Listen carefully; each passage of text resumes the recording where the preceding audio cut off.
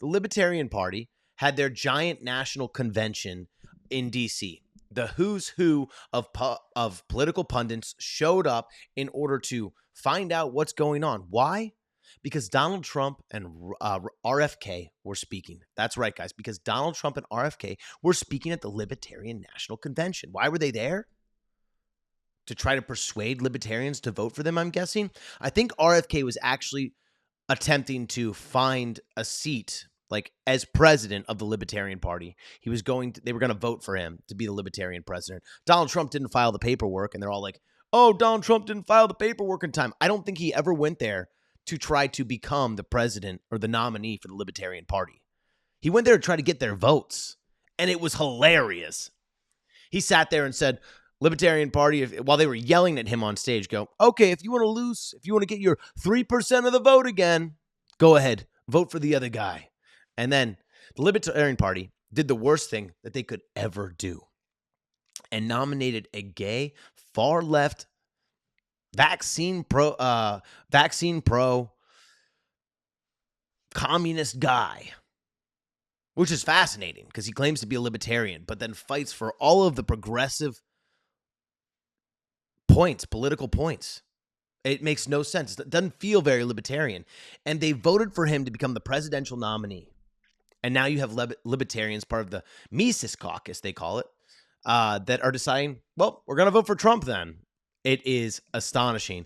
Every single party is fractured. The Republicans are fractured. Rhinos v. the new guys like Matt Gaetz and Marjorie Taylor Greene. Then you have the Democrats who are fractured. Hamas or Israel. And now the libertarians are fractured because they voted in a gay president that is more progressive than anybody else in the Libertarian Party. Honestly, fascinating. It makes you think, has the Libertarian Party been co-opted? I think so. It's funny, I was sitting down having a conversation back in the day with my roommates. My roommates at the time hated Donald Trump. They ended up kicking me out of the house, I think, one, because of two things. I voted for Donald Trump, and then two, I made fun of Colin Kaepernick. But I was having a conversation with him, and this guy, Noel, love Noel. Noel's a great guy. He really is. He didn't want to be viewed as a Republican. His parents were going to vote for Trump, and he was kind of like, how could you guys do that? I'm a big pussy. No, he claimed he was a libertarian. And then the guy right next to him, who is more full of shit than anybody I've ever known, this guy, Steve Foote. Steve goes, I probably shouldn't have said his name, but fuck it. I don't care. These guys ostracized me. Steve Foote goes, yeah, I'm a libertarian. And I go, hey guys, what does libertarianism mean? They go, it means not Republican, not Democrat, but libertarian. They're both freaking idiots, claiming that they're things they don't know the definition of. Libertarians, guys, free market capitalism, uninterrupted free market capitalism. So much that like some libertarians don't think we need borders. And I think if we got rid of those libertarians, we could actually have a good discussion about libertarianism. But that being said, they don't believe in a government police force. They would rather you have your own private security. Unfettered capitalism. We currently live in a crony capitalist society, so libertarianism has been on the rise. And I think a lot of people that don't identify with both the Liberal Party and the Republican Party identify as libertarians, which is why it seems so appealing to these guys. Because like, we're not that kind of crazy, but we're not that kind of crazy either. We're libertarians. So you have people identifying as these things, and they have no idea what it means, which is probably half the people that showed up to the Libertarian Party National Convention. A bunch of people that don't know what it really means. And then they get to the voting process, and they go, well, we're going to vote for this guy because he seems progressive, which isn't libertarian. Anyways, we'll get into it. Guys, this is from the New York Post. Libertarians nominate Chase Oliver for president, rejecting Trump and RFK Jr. And the reason I bring up this article is while they, in the headline, they go, libertarians nominate Chase Oliver for president, they don't talk about Chase Oliver at all. Just listen to the first couple paragraphs. Libertarians have crowned former Georgia Senate hopeful who lost. That means he lost, guys. Chase Oliver as their 2024 presidential nominee after grueling 8 hours of voting at their convention over the weekend. Oliver, 38, just a little bit older than me, who managed to fend off outside attempts to usurp the Libertarian Party endorsement, now joins the likes of independent Robert F. Kennedy Jr., Green Party candidate Jill Stein. Jill Stein is still running. Okay. And independent Colonel West as a third-party force in the 2024 arena. We did it. Let me do it in his voice. We did it. I'm officially the presidential nominee. Now, he doesn't sound like that, but I think that's funny because he's gay. Oliver posted on X after clinching the party nod. Oliver now appears to be the first millennial to clinch a significant third-party presidential nomination. Still, again, not talking anything about Oliver or what he stands for. And then immediately switches the conversation. During the Libertarian Convention over the weekend in the Washington Hilton, former President Donald Trump and Kennedy delivered entreaties to the liberty-loving party seeking to join forces. A bunch of videos that I'm not going to show you. Trump sought to woo libertarians with a promise to pardon Ross Ulbricht, a dark net black market operator who was arrested in 2013 and is serving out a life sentence. The 45th president also said that he would put a libertarian in his cabinet. So Trump came there and offered them a cabinet position. Ultimately, Trump's vows fell flat, and he was forced to power through a chorus of boos at times during his speech Sunday. Now, there are arguments that libertarians have against Donald Trump. For one, they say he locked down the country. And I'm going to flat out tell you, that's the first argument that's complete BS. Trump didn't lock down the country. Trump let individual governors of states lock down their states. There were governors that decided not to lock down all, like Kristi Noem in North Dakota. Now, we don't have to get into the backlash about Kristi Dog Killer Noem, but that being said, other people chose to lock down their state for a little bit of time, like Ron DeSantis, 6 weeks, right? And then there are people like Governor Gavin Newsom who locked down his state for about a year and then decided he'd go out to eat at his own restaurants without a mask, without staying 6 feet apart, because he's a authoritarian, dictating piece of crap. That's why. So that's the first lie. Trump didn't lock anybody down. Your governors did. And that's why you should vote them out immediately if they decide to lock it down. If you're a libertarian and you're voting for this crap, then you're part of the problem and you're not really a libertarian. Another criticism that libertarians have of Donald Trump is they didn't like that he added trillions of dollars to the debt. Okay, valid argument. Now, why did Donald Trump add trillions of dollars to the debt? Because of COVID. Because governors forced their states to lock down and people needed help. Because China and the NIH that funded them created a virus so bad that it was killing people, and that the entire world had to go into hiding. Now, do I think it was as bad as people said? No. I mean, sure, there were people that were obese and had diabetes that it attacked. People that weren't healthy to begin with. It ended up killing. Now we know that it seems like the solution to the disease was worse than the actual virus. And people have, libertarians specifically have said it's Trump's fault that they forced the vaccine on us. It's not. You dumb mother truckers. This is why nobody takes the Libertarian Party seriously, is because they come up with these BS arguments and won't hear people out. Trump created Operation Warp Speed that sped up the research and development of the vaccine. He did not force anybody to take it. He said it was your choice. In fact, that's one of the big reasons a lot of Trump supporters don't like Trump. It's because he made Operation Warp Speed and the vaccine. He got booed at an event, a rally, when he said, the greatest vaccine that's ever existed. He got booed. And then he goes, but it's your choice. It's your choice whether to take it or not. And then people cheered. So libertarians, in my opinion, are a giant joke. And then they voted in this guy. And the New York Post can't even tell you about what he actually stands for because they don't want you to think he's a bad person. Well, I'm here to break the news to you guys because the best thing that could have happened to Donald Trump during that entire libertarian presidential nomination is that they nominated this guy. You have the Quartering, Jeremy of the Quartering, saying, I retract my public position that I am a libertarian until further notice. Because look at this vax-supporting, mask-wearing POS that the Libertarian Party voted in. I saw a guy at the Libertarian Party get on stage and take off all of his clothes. It looked like he was wearing a G-string and he's like shaking everything around. And he thinks that that is what libertarianism is all about. I'm sorry, that's disgusting, and that's why libertarianism is a friggin' joke. But End Wokeness tweets, this is Chase Oliver. He won the Libertarian presidential nomination. Meet Chase Oliver, a gay libertarian. This is why I think leftism has infiltrated the Libertarian Party. And this is why nobody takes it seriously. Libertarians don't care if you're gay. Libertarians care if you're infiltrating all of the schools. Well, libertarians, first of all, would probably believe in homeschooling before public schools. But they see this guy who's advocating for drag, pride, trans. He's holding, is that him holding? He's taking a picture with somebody holding the trans flag. Libertarians probably aren't very excited about that. At least I'm not. I wouldn't consider myself a libertarian. I do love libertarian policies and the idea of libertarianism, which is small government to nil, no government. But somebody's got to collect taxes to pave these roads. You know what I'm saying?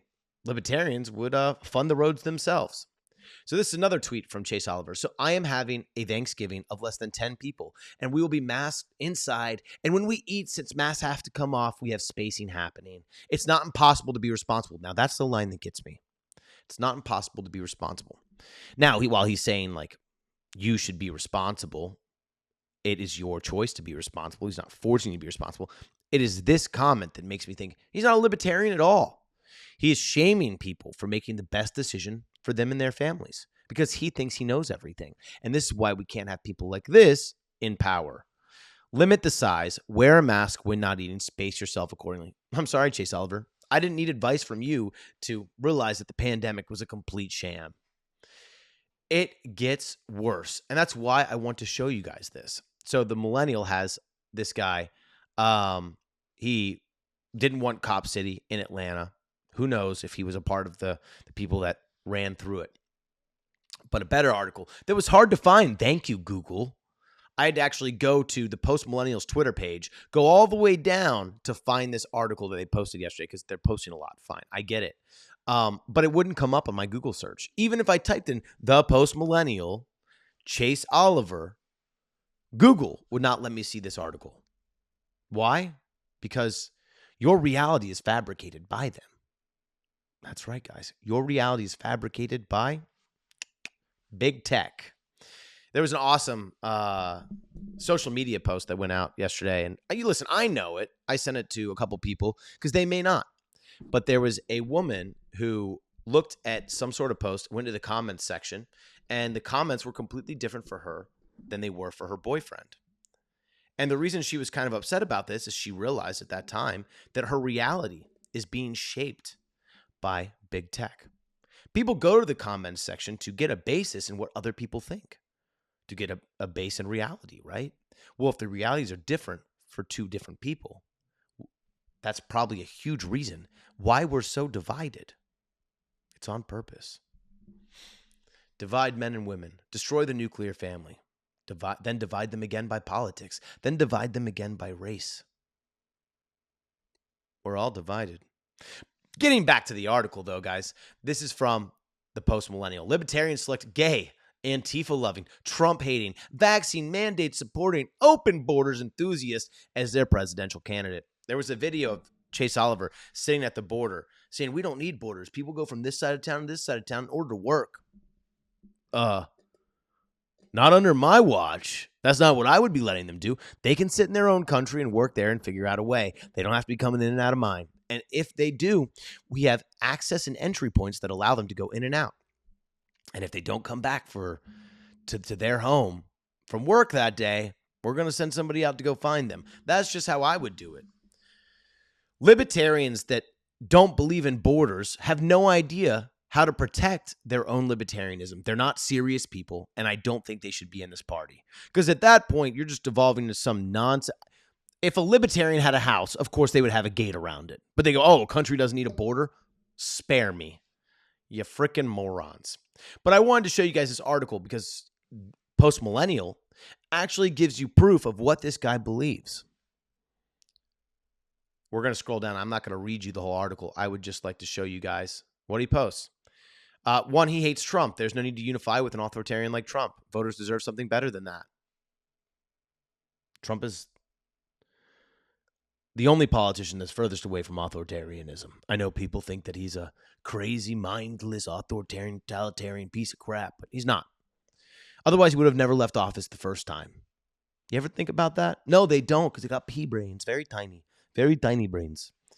Chase Oliver here said you should take, or he retweeted Antifa of New Hampshire. New Hampshire is one of the biggest libertarian states, and maybe that's why he thinks it's important, but there's an Antifa group in New Hampshire that says take jury duty, because if you can get somebody off a minor crime, do it. I'll read the last one. It says, if it's any kind of BS crime, drug possession, victimless crime, anything that's none of your goddamn business, you just say not guilty.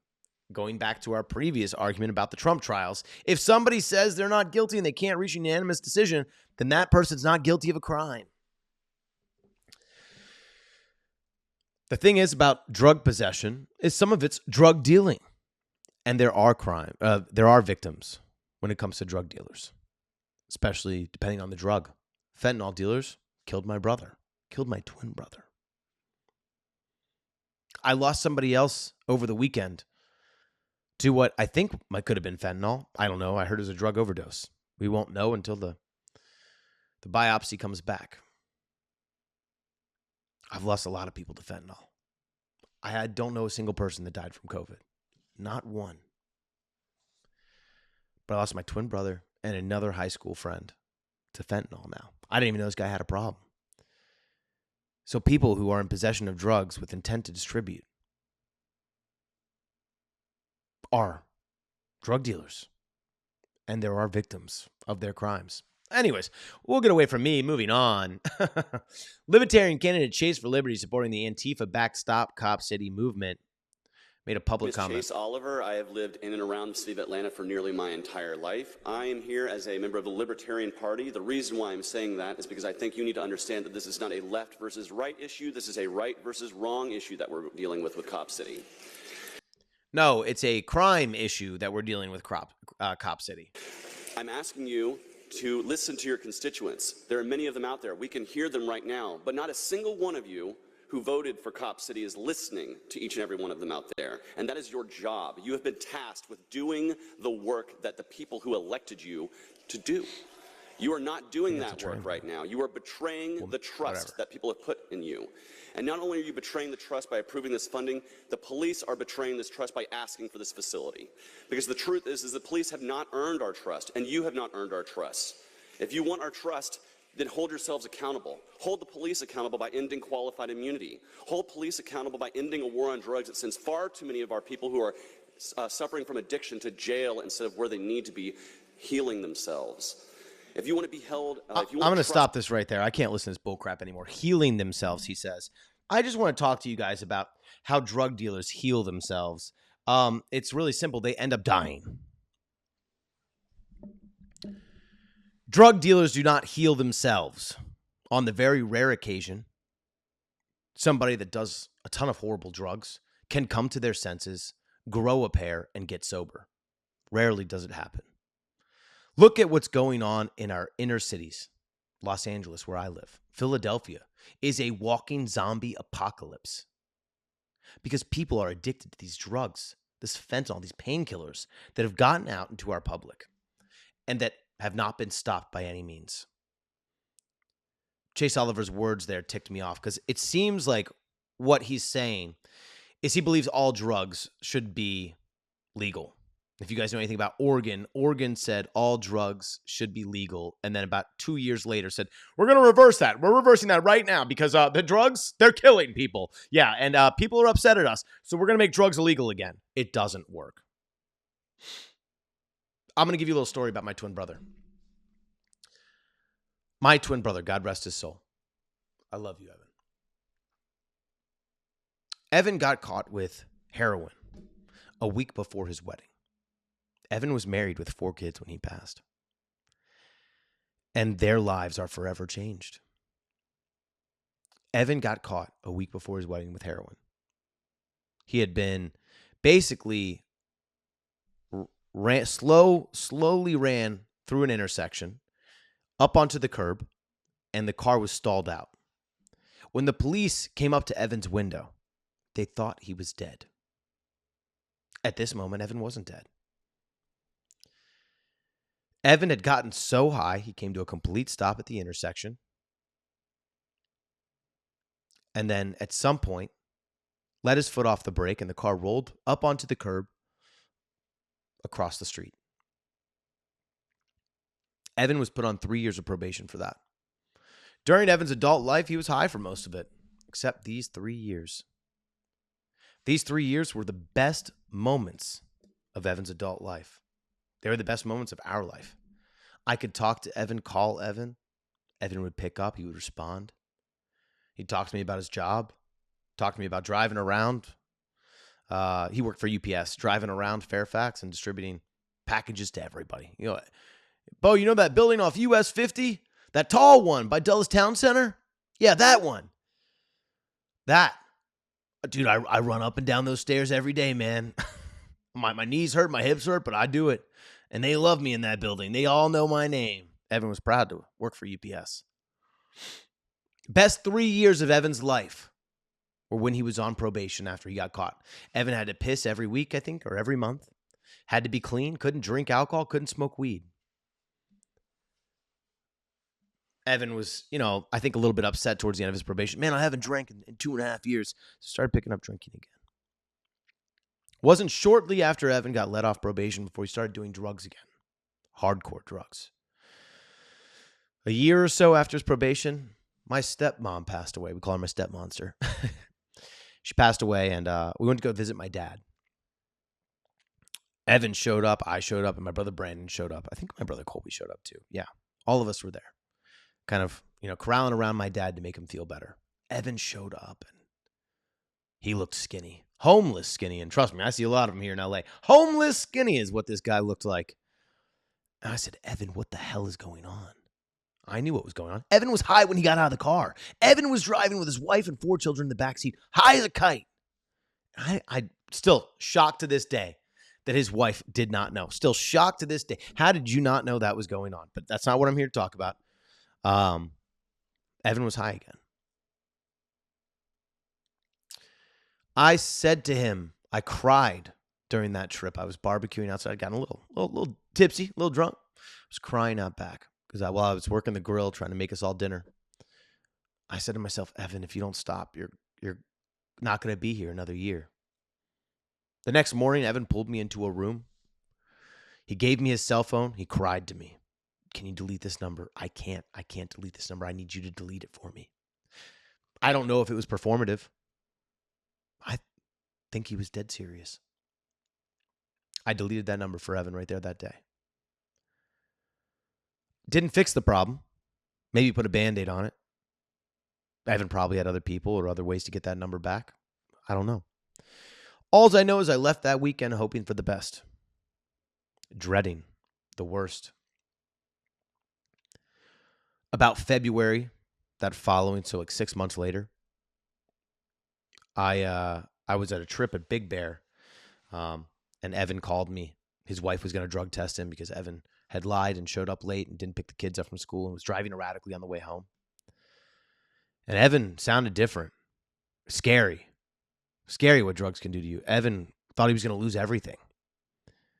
It's like, just tell her, I'm fine. I said, Evan, let's get you the help you need. Evan said, I'm fine. Listen, I got some back pain. I just need it for the back pain. I said, Evan, then go to a doctor. Stop getting these street drugs.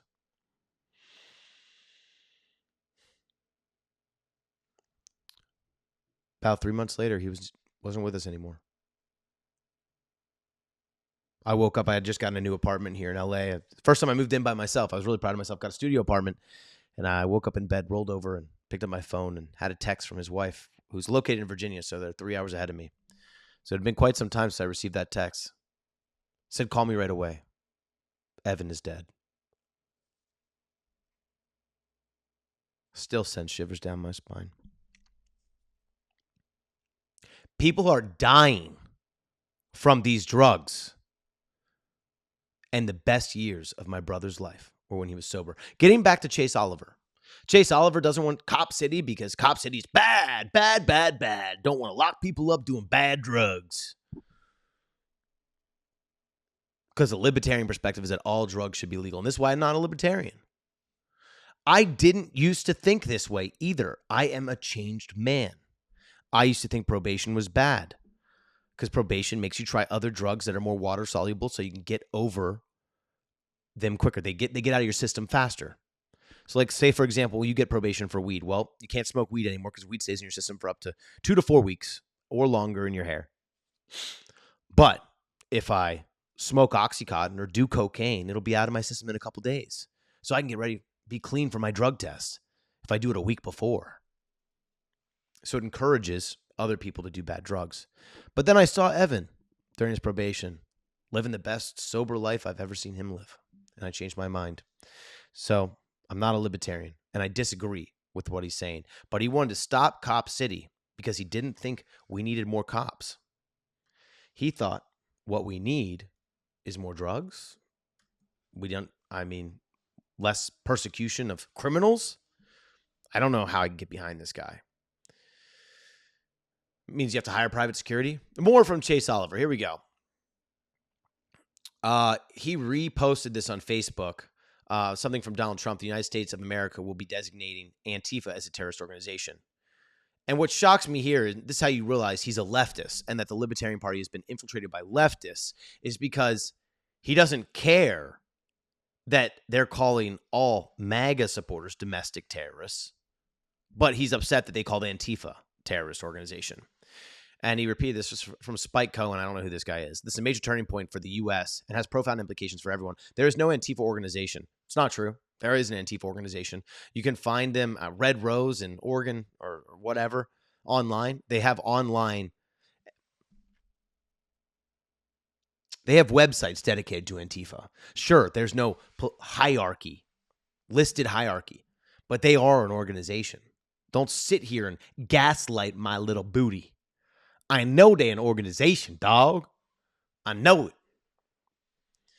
How else do you expect a FedEx truck to roll up to a St. Louis BLM rally where people just unload tons of signs and possible small weapons and shields? They had garbage cans for shields.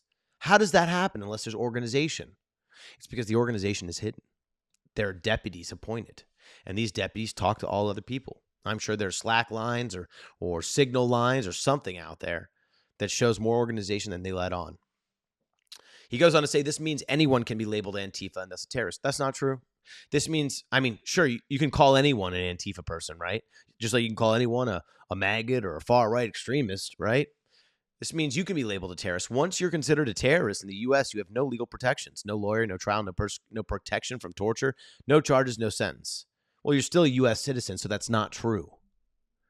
Terrorist organizations outside the U.S. don't have those protections because they're not U.S. citizens.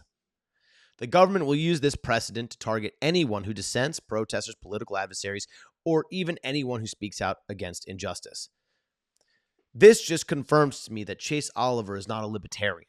He's a far-left progressive that has infiltrated the Libertarian Party, along with other people that claim to be libertarians that aren't. Doesn't believe in borders, doesn't believe in less government, just doesn't believe in Trump's government. Here he says, in this retweet by NWokeness, says, libertarians shouldn't protect kids. It says drag queens reading to kids isn't a bad thing. It says drag is a man dressing up like a woman and a woman dressing up like a man. That's not true at all. Drag is a performance. You can call it art, but is usually sexual in nature. There's usually cursing and bad jokes. It's a performance. It's not just somebody dressing up. Drag queens reading to kids is a little bit weird.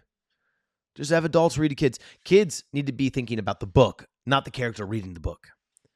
Kind of distracts them a little bit, don't you think? But here he is backing up drag queens reading to children. On other LGBTQ issues, he thinks people under the age of 18 years should be able to receive transgender transition treatments. Only non-surgical, though, because puberty blockers don't hurt anybody at all. I don't know how anybody can actually say that argument. Anybody that makes sense knows how necessary puberty is to becoming a full-grown adult. Your voice drops, your bones increase, the size of your body doubles. To say that you can't go through puberty and that it's not going to have any major effects is shocking to me. Puberty blockers can sterilize children. It makes them have osteoporosis in their bones because their bones don't go through normal puberty. But here he is backing that. This is what I'm telling you. I'm not going to read you guys any more about this guy. He's a freak. Super freak. Super freaky. He's a freak. And they've infiltrated the Libertarian Party. So congratulations, Libertarian Party. You wanted to be taken seriously, and you still aren't. But I do want to say thank you, because any of the Libertarians that didn't want this guy are now going to vote for Donald Trump come election 2024. So thank you very much.